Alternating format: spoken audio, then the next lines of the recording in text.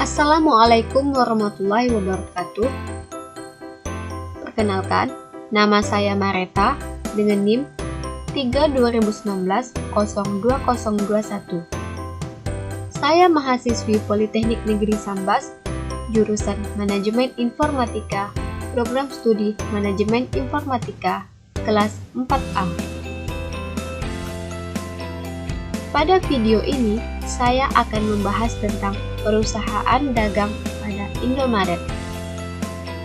Adapun beberapa materi yang akan saya sampaikan yaitu: yang pertama, siklus keuangan perusahaan; yang kedua, siklus penggajian karyawan; yang ketiga, siklus memesan barang; yang keempat, siklus retur pembelian barang; dan yang kelima, siklus manajemen sumber daya manusia. Video ini dibuat untuk memenuhi tugas ujian akhir semester pada mata kuliah Sistem Informasi Akuntansi. Apa sih itu perusahaan dagang? Perusahaan dagang adalah perusahaan yang kegiatan utamanya membeli, menyimpan, dan menjual kembali barang tanpa memberikan nilai tambah ataupun mengubah bentuk. Salah satu dari contohnya adalah Indomaret. Indomaret merupakan jaringan minimarket yang menyediakan kebutuhan pokok dan kebutuhan sehari-hari dengan luas area penjualan kurang dari 200 meter kubik. Toko utama dengan nama Indomaret. Toko pertama dengan nama Indomaret dibuka di Ancol, Jakarta Utara pada tanggal 20 Juni 1988, dikelola oleh PT Indomarko Prismatama. Kita masuk ke dalam siklus keuangan perusahaan Indomaret. Siklus keuangan merupakan suatu sistem akuntansi yang mencatat dua kegiatan ekonomi, yaitu kegiatan bisnis untuk menambah modal dari pemilik dan kegiatan bisnis menggunakan modal untuk memperoleh aset produksi guna mendapatkan pendapatan. Siklus keuangan terdiri dari beberapa siklus yang berbeda. Setiap siklus menggambarkan jenis kegiatan yang dilakukan pada bisnisnya, sehingga setiap transaksi akan dikelompokkan berdasarkan jenis kegiatan yang dilakukan, kemudian mengikuti proses yang sama untuk mencatat dan melaporkan. Ini merupakan flowchart keuangan di perusahaan Indomaret. Pada bagian flowchart ini terdiri dari 4 bagian. Yang pertama ada pelanggan, yang kedua ada kasir, yang ketiga ada bagian keuangan, dan yang keempat ada pimpinan. Dimulai dari pelanggan. Pelanggan akan melakukan pembayaran, yang mana setelah melakukan pembayaran akan disimpan ke dalam dokumen data pembayaran. Kemudian, dokumen data pembayaran tersebut akan diberikan kepada pihak kasir. Dari hal tersebut, kasir pun akan membuat laporan penerimaan kas ataupun LPK, yang kemudian akan disimpan ke dalam sebuah dokumen atas nama laporan penerimaan kas ataupun LPK. Laporan penerimaan kas tersebut akan diberikan kepada bagian keuangan, dan bagian keuangan akan membuat laporan penjualan tunai ataupun LPT. Dari pembuatan laporan penjualan tunai tersebut, maka akan disimpan ke dalam 3 buah dokumen, yaitu laporan penjualan tunai. Dan yang terakhir, pihak pimpinan akan menerima laporan penjualan tunai yang kemudian disimpan ke dalam sebuah dokumen. Maka berakhirlah siklus keuangan di perusahaan Indomaret.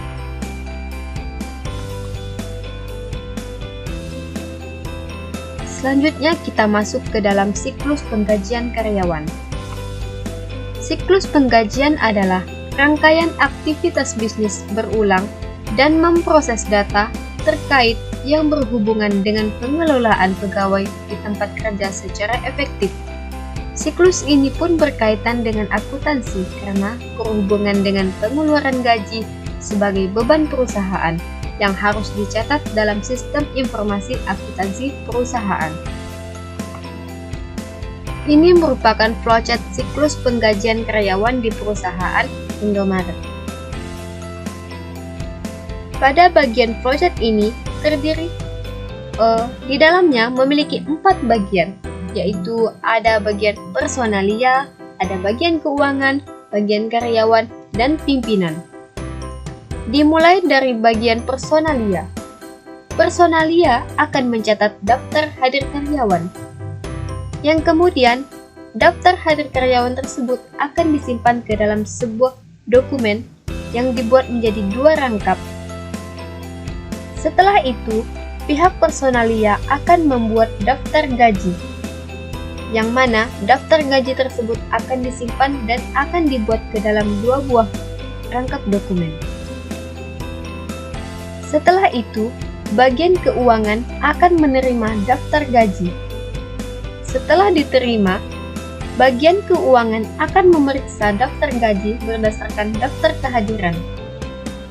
Setelah diperiksa, daftar gaji setelah diperiksa tersebut akan disimpan ke dalam sebuah dokumen. Dan kemudian, bagian keuangan akan membuat slip gaji. Slip gaji tersebut pun akan disimpan ke dalam dua buah rangkap dokumen. Setelah itu, bagian keuangan akan membuat laporan penggajian karyawan. Dan laporan penggajian karyawan tersebut akan disimpan ke dalam sebuah dokumen yang diberinisialkan dengan B. Masuk ke bagian karyawan. Bagian karyawan akan menerima dokumen slip gaji pertama. Kemudian, pihak pimpinan juga akan mendapat laporan penggajian karyawan. Maka, selesailah siklus penggajian karyawan di perusahaan Indomaret. Yang ketiga yaitu siklus pemesanan jasa. Siklus pemesanan adalah suatu kegiatan atau transaksi pembelian, baik itu secara tunai ataupun kredit dalam suatu organisasi atau perusahaan yang merupakan kombinasi dari orang-orang, fasilitas teknologi, media, prosedur-prosedur, dan pengendalian yang ditunjukkan untuk mendapatkan jalur komunikasi yang penting, memberi sinyal kepada manajemen, dan menyediakan suatu dasar informasi pembelian untuk pengambilan keputusan yang cerdik. Ini merupakan flowchart siklus pemesanan barang di perusahaan Indomaret. Di dalamnya ada 4 bagian juga. Yang pertama ada bagian gedung, yang kedua bagian material stockroom, yang kemudian bagian manajemen, dan yang terakhir bagian dari supplier. Dimulai dari bagian gedung. Bagian gedung akan memeriksa barang. Apakah ada atau tidaknya barang tersebut. Kemudian, barang tersebut akan dicek. Jika ada, maka barang tersebut akan diterima. Oleh pihak manajemen, akan dilakukan proses pemesanan pembelian. Kemudian, pihak supplier akan membuat faktur, yang mana faktur tersebut disimpan ke dalam sebuah dokumen dan akan dilakukan proses pembayaran oleh pihak manajemen. Dan supplier juga akan melakukan proses pengiriman, yang mana dari proses pengiriman tersebut akan dikirimlah barang-barang oleh pihak material stockroom. Setelah diterima, dan jika iya, maka pihak material stockroom akan membuat pertanyaan. Kemudian, pihak manajemen akan membuat faktur. Faktur tersebut akan disimpan ke dalam sebuah dokumen. Dan pihak bagian gedung juga akan mendapat pemfakturan tersebut. Kemudian, bagian gedung akan melakukan proses pembayaran dan Setelah dilakukan proses pembayaran oleh bagian gedung, maka berakhirlah proses siklus pemesanan barang di perusahaan Indomaret. Selanjutnya, siklus retur pembelian barang. Siklus retur pembelian adalah rangkaian aktivitas yang ada pada perusahaan, di mana perusahaan melakukan pengembalian atas barang yang telah dibeli kepada pemasok ataupun supplier, dikarenakan barang tersebut rusak atau tidak sesuai dengan pemesanan. Ini merupakan flowchart siklus retur pembelian barang di perusahaan Indomaret. Dilakukan oleh bagian gedung, Departemen Penerimaan, Departemen Persediaan, dan Manajemen Supplier.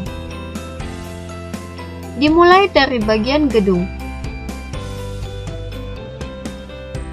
Bagian gedung akan menyimpan barang pengganti. Kemudian, bagian gedung akan menyiapkan bukti penggantian barang retur. Setelah itu, bukti pengembalian barang retur tersebut akan disimpan ke dalam 2 buah rangkap dokumen. Setelah itu, Departemen Penerimaan akan menerima bukti penggantian barang retur. Kemudian, Departemen Penerimaan akan mengecek barang. Setelah dicek, akan mengesahkan bukti penggantian barang retur. Kemudian, bukti penggantian barang retur tersebut akan disimpan ke dalam 2 buah rangkap dokumen. Setelah itu, Departemen Penerimaan akan melakukan pemindahan barang. Dari pemindahan barang tersebut akan disimpan ke dalam sebuah dokumen atas nama barang. Dokumen barang tersebut akan diberikan kepada Departemen Persediaan. Kemudian, Departemen Persediaan akan melakukan pengecekan. Setelah dicek, akan dibuat laporan penerimaan penggantian barang.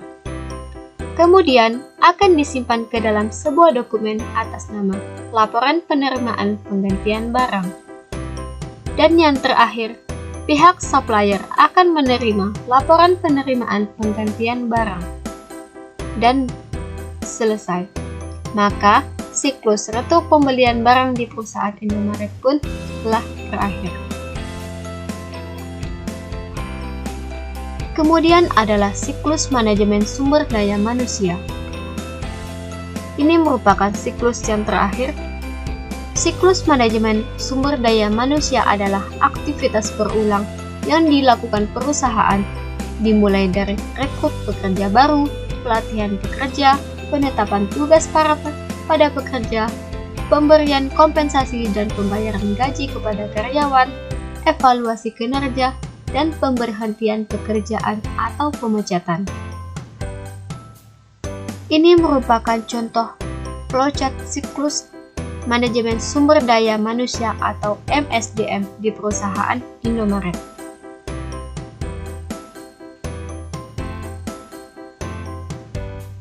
Dilakukan oleh 3 bagian, yaitu bagian MSDM, bagian karyawan, dan oleh pimpinan.